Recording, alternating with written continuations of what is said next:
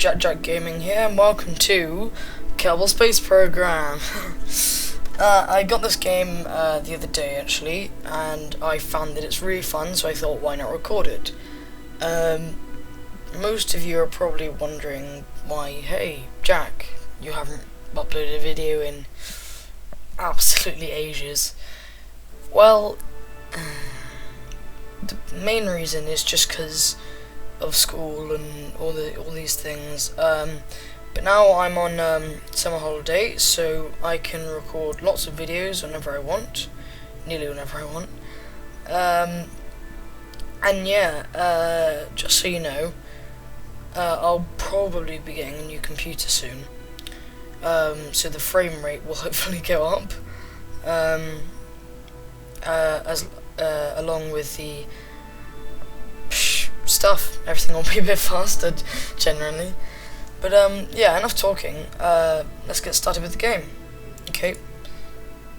So, for people who don't know, Kerbal Space Program is a game where you basically try and, well, in sandbox mode, which is what we're going to be playing, you just mess around, fly spaceships, build spaceships, try and get to the moon and all these other planets. I heard apparently you can get to the sun. Just be a bit, I don't know, probably overheat pretty quickly and explode, but whatever. But yeah, this game is a lot of fun. But we're gonna start a new game. So yeah, you've got a mode sandbox or career. In sandbox, it doesn't really matter if you go wrong and start killing people. I haven't actually played with career mode yet, so maybe we'll do that another time. For some reason it's grayed out. Don't know. I really have no idea why. You might have to. No, I really don't know. Anyway, so yeah, in career mode you have to make your rockets efficient, and you have to get money, and you get money from doing missions or something. I have no idea. Anyway, enough talking.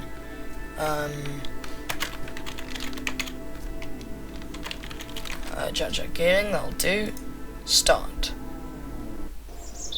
Okay, so here we go. This is the general kind of home screen, if you like, of Kerbal Space Program. This way you've got your launch pad. You've got your tracking station where you can so the launch pad's where you obviously launch your rockets. This is where you can track your ships, see where they're going, what they're doing, stuff like that.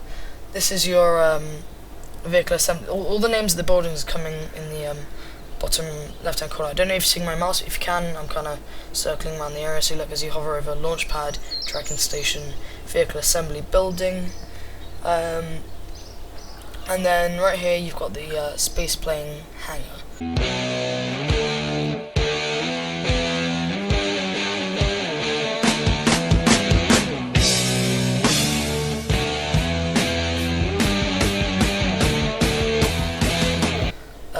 That's where you can make space planes. I haven't really played much with that, and it's probably because I don't know how to. Well, I do know how to play with it. I'm just not very good at it. Is the main point. But first of all, we're just gonna build a spaceship. Now, in Kerbal Space Program, when you're building a ship, the main thing you have to remember is thrusters. No, I'm joking. There's not really a main thing you have to remember. It's just, you kind of just, depending on what mission you're doing, say if you're going to the moon or trying to make a satellite that will go around the Earth, or well, that's called Kerbal, something like that. Kerbal, I have no idea.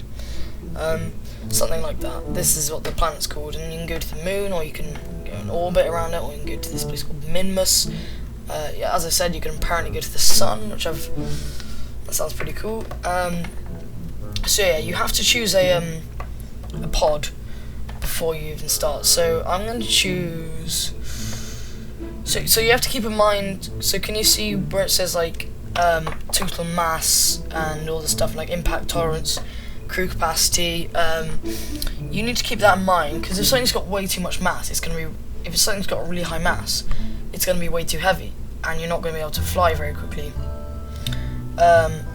But saying that, this has a really high impact tolerance. So, say if you kind of run out of fuel when you're trying to land on a planet a bit too early, so you run out of fuel a bit too early, it will the impact will not damage the command pod, and hopefully your little Kerbals, as they're called, these little people here, walking around on the floor, they won't die, hopefully.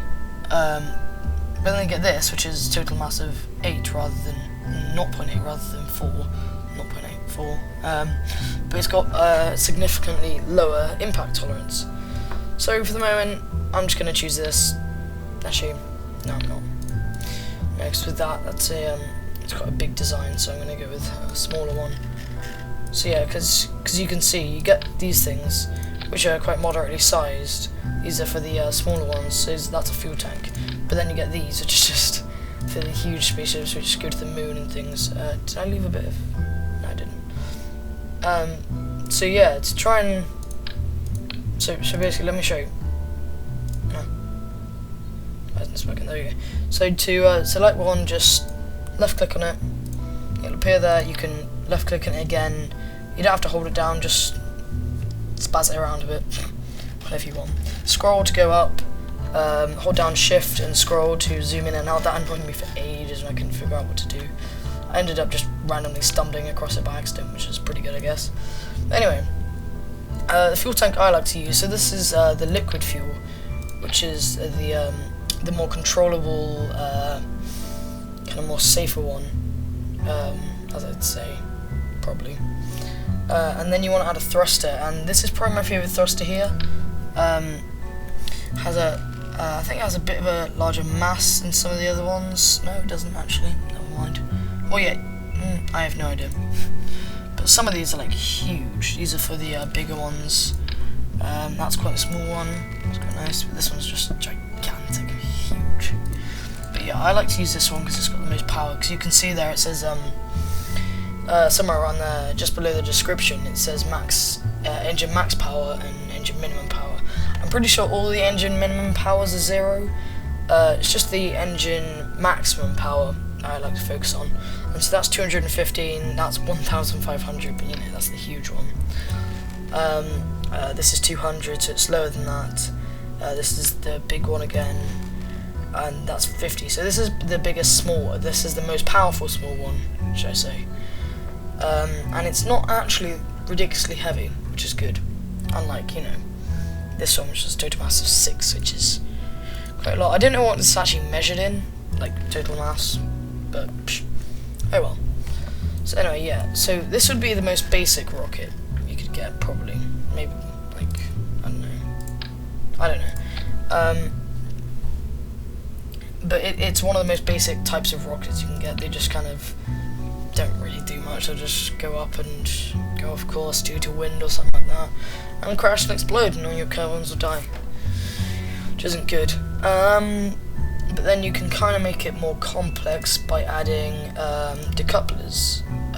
You know, you can see this one's for big ships again. So you're gonna use this one. So decoupler, what it does is, can you see down here? So this is, so when I press space, it will go. So these are the stages.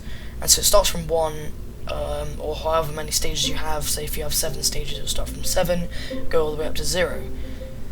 And so at the moment I only have 2 stages, so it starts at 1, and that's where this will explode. This will basically explode and detach anything from the bottom. So say if I put just, I don't know why, just put that. Then when I'm going to hit space, that will get flung off.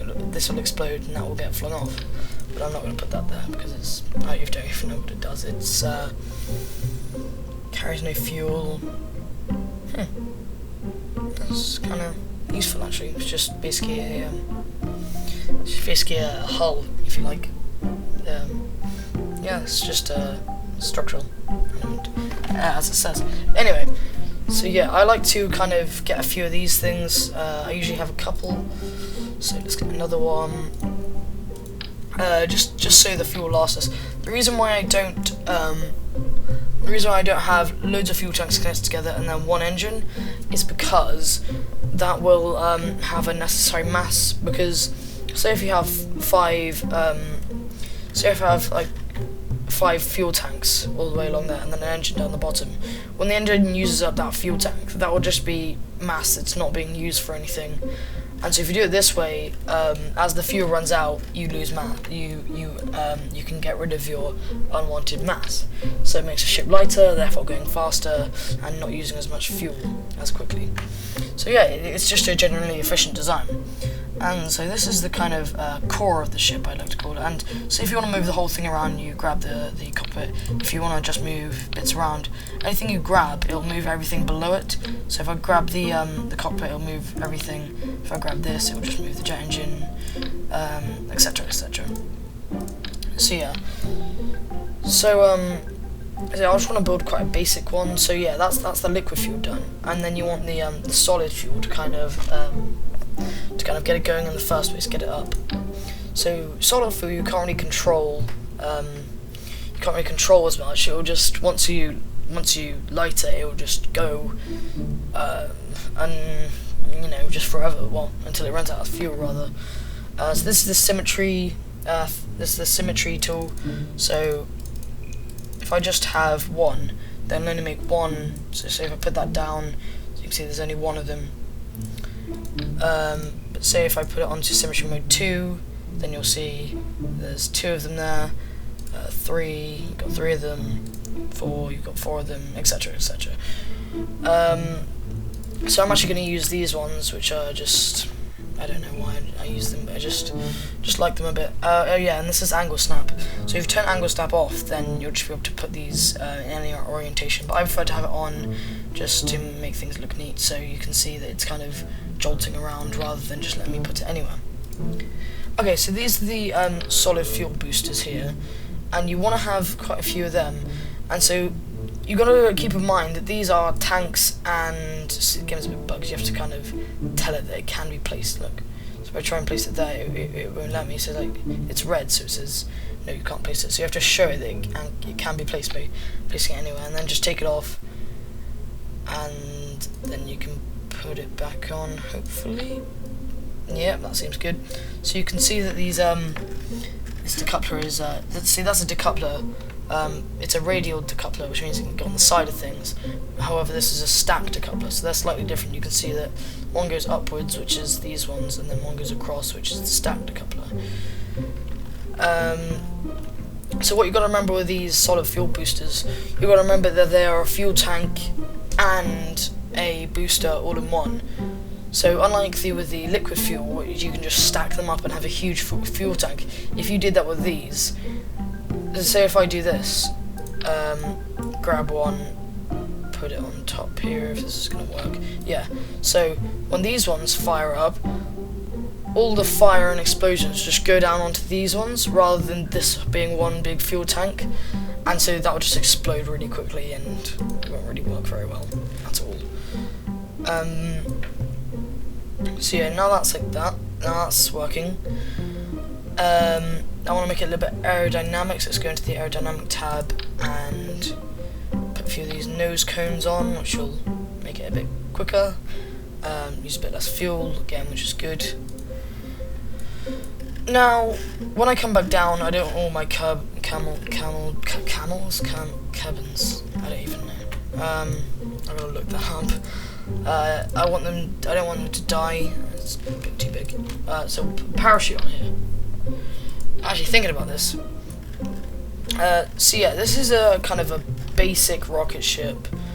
I'm just gonna name it. Actually, let's go. What should we call it? Let's call it the JackJack Supreme Rocket 1.0. There we go. So now we'll save it, just to make sure if the game crashes or something like that.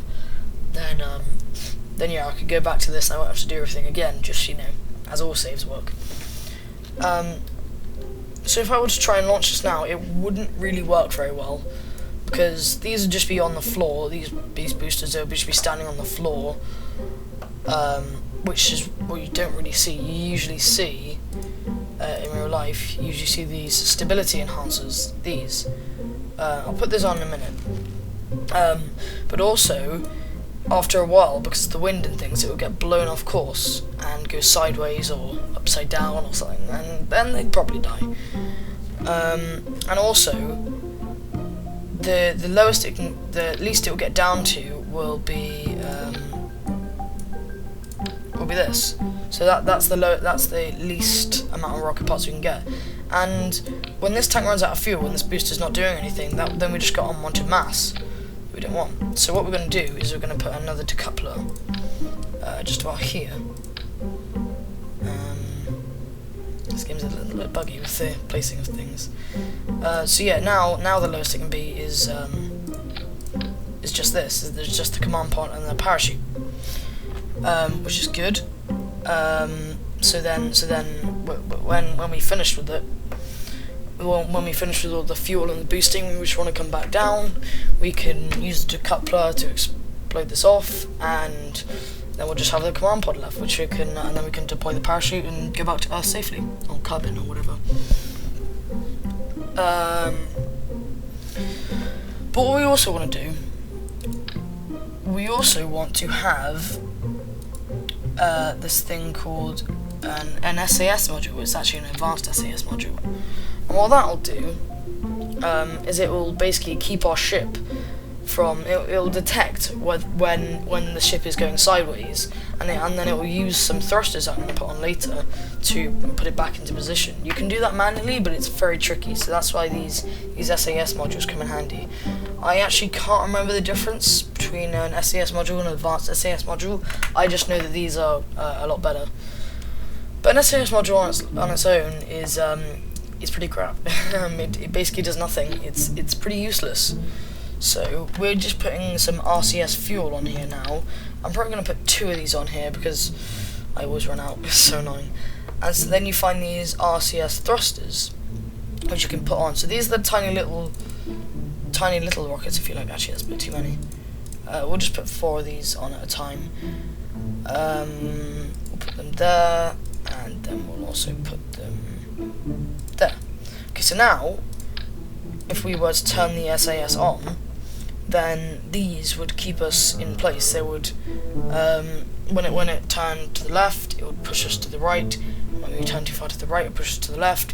But these aren't very powerful, so it won't be constantly swinging back and forth. It will be pretty much straight. Okay, so this is kind of getting close to being able to kind of launch. Oh, penis. I'm so immature. So let's save this again. The reason I called it 1.0 is because things usually don't work the first time. So yeah, let's see if we can get away with having... No, we can't. It automatically put it onto 4 because there wasn't enough room for having 8 of them. Okay, so now this is pretty much structurally the best it can be. It's pretty good.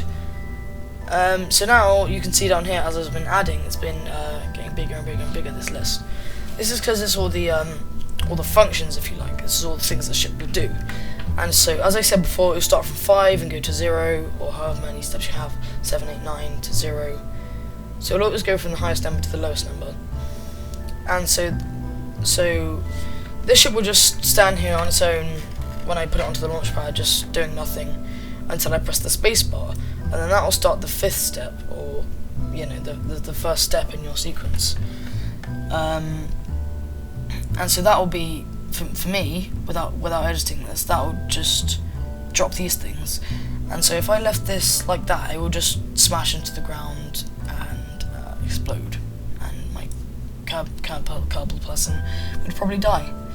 And then the next step would be to do the solid fuel boosters. So if I was quick enough, I could probably let it drop and then hit space again quick enough so it would go back up. And then the next step is for these, if you can see. So when I hover over something, it kind of glows to show you what it is. And can you see these bits? It's kind of similar to when you hover over them. So can you see this? This is what happens. When I hit that, when I hit space for the 3rd time, then these will pop off and it'll explode, and these will drift off into space or wherever I am. And then the next step after that would be for this engine to go off, and the next one after that would be for this decoupler to go off, and then for this decoupler to go off, and things start getting a bit stupid from there, which doesn't really work. So what I'm actually going to do is I'm going to drag this one from step 4 down onto step 5, so that when I hit space, it'll automatically fire these. And then so when I think that these are, well, when I know that these are out of fuel, I can hit this again, and this will detach these. Oh, actually, I know what we've forgotten. No, I'm going to take these off quickly. So this isn't actually attached to my ship now, it's just kind of there. To make it more aerodynamic, let's put some wings on it. Yeah, this will look cool. Yeah, there we go. And then I can put these back on. Anyway, back to this. So it's kind of separated into two, but these all happen at the same time. When they're in the same step, they happen at the same time. You'll see that later. And so the next thing, so this main liquid engine here will go off, and then it'll detach here. And then I want to actually add a new step, which I want to put this in, and then I want to add another step where this bit decouples, and then so that will decouple, and this will go back down hopefully, and then we can deploy the parachute later. So save that, so this will be the same every time, and we should be good to go. Let's launch.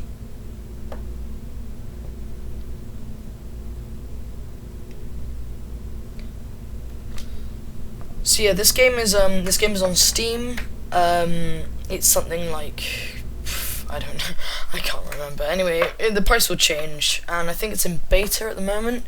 So when it comes out and official, it will hopefully get a bit cheaper, so it'll be more available to people in general. And yeah. Oh yeah, and there's this time warp thing up here, which I'll show you later, maybe in another episode. But yeah, this is our rocket. I probably should have put these wings on a bit straighter, but oh well, it's a bit late now. See, this has gone back into one rather than two separate bits. But yeah, as I said, it doesn't make a difference. So yeah, this will do nothing for ever, basically, until I hit space. And then what we're going to do is we're going to hit R to turn on the RCS thrusters. See, they won't actually do anything. Here they are. They won't actually do anything until it's quite difficult to kind of turn the camera angle in when you're actually in the flight. So these are the RCS thrusters here. They won't actually do anything. So I've hit R to turn them on. I'm flashing it a bit here. You can see the LED about there. So when I turn them on, they won't actually do anything until I kind of hit WAS or D, and then they'll start moving around.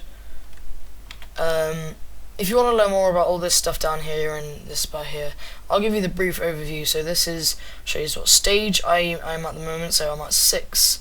It hasn't actually initiated it yet, and so these are the basic things you need to know. Stage, and this is how high you are. Hit M, you get a map. That'll be useful later when we're talking about orbits and things. Might be another episode. But yeah, here we go, I guess. 3, 2. Oh no. RCS on, and if I turn the SAS on, see, it'll automatically start doing these, which I don't actually want to put on yet. We'll put those on when we take off, because then things will start to move around if I don't. Okay, so 3, 2, 1.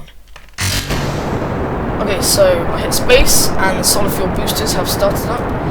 I forgot to tell you, this is the nav ball. This is your throttle, so you press left shift to turn it up. Right control. So this only works for the liquid fuel boosters, because these solid fuel boosters aren't very controllable. So there you see our fuel. So this is our nav ball. We'll talk about that in another episode. So yeah, if you hit X, it will instantly cut it. So that's in a dangerous situation, I guess. So yeah, this is our height. We want to get to about 10,000, maybe 12,000 meters. So as you can see, we're going pretty fast, about 300 meters per second. To turn the camera around, hold down right click and move around a bit. Left click does nothing. So there you go. I can then hit space again and again, and there we go. So now that's set up, and then again, as I said, if you hold down left control, it goes down, left shift goes up, X cuts out completely. You don't want to mess around with it way too much. And so now the SAS the SAS is on, it's going to stay perfectly still. Well, nearly perfectly still. And so I turn the SAS off, and as you can see, I can rotate this round with the RCS. And I actually want to go at quite a slant here. And then I'll turn the SAS back on quickly, and then so I'll hit M. And that'll show me the map. And see, this blue line is my orbit, what my predicted orbit is going to be. Just hold down right click as usual and just play with this a bit until you're happy with it. I don't really like to have it that way because then that sort of C just doesn't look good. And so this blue line is my orbit, and basically what I wanted to do is I wanted to get all around of Kerbal. But it's probably not going to happen because I purposely didn't bring very much fuel, just for demonstration purposes. So that's run out, and I'll hit space again.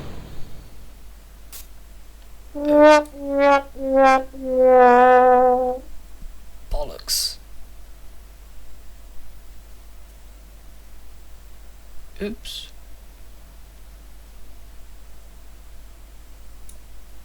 That's not good. No, that's definitely not good. Jebediah Cameron here. So they all have the last name Cameron. Oh dear.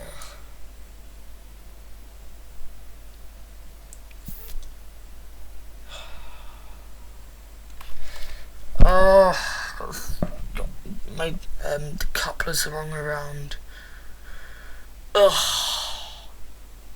See now the RCS and the SAS won't do anything because I haven't got any thrusters or modules or anything. But now I'm going to slowly go down. Well, I say slowly. I'm going to go down. You'll start to see atmospheric effects as I re-enter the atmosphere in a second. Maybe. I don't know. Probably not. I didn't actually go that far up. Nah, see, it would have happened by now. But if you go up really high out of the atmosphere and then come back down again, you'll start to see fire and stuff and heat. See, you can see it there. I'm so annoyed.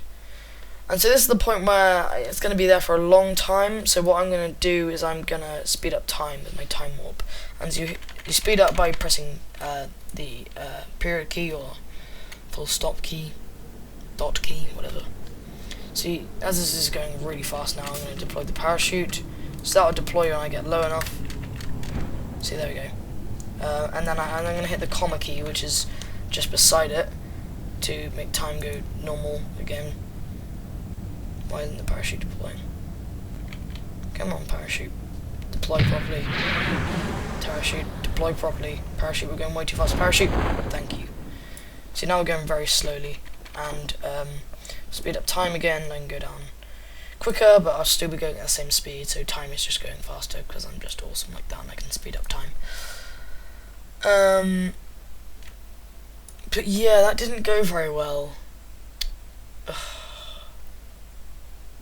So yeah, now I'm in C. Jebediah Kerman here. Oh, poor him. He's in the little space rocket.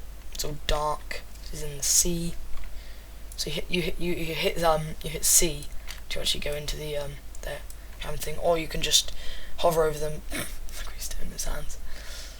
Oh, it's because I'm on time warp, so everything seems to be going a lot faster. So yeah, and then you can hit Evo, which will evacuate him, or Ivo, which will go into there. So I'm just going to evacuate him just to show you. And so yeah, you basically become him at this point. You can control him, and physics in this game isn't great. Ironically, seeing as it's a space game. So yeah, now you can swim around. You can usually walk around land. I think, can I get my? No, I can't get my my jetpack out when I'm in the sea. So yeah, I'll get a guy to come rescue him. End flight.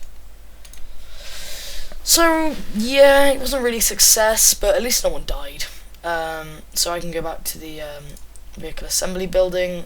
I can change things around if I want to. But I think that'll be it for this episode. I hope you enjoy. Leave a like, comment, subscribe, anything like that. Add to favourites, it really helps.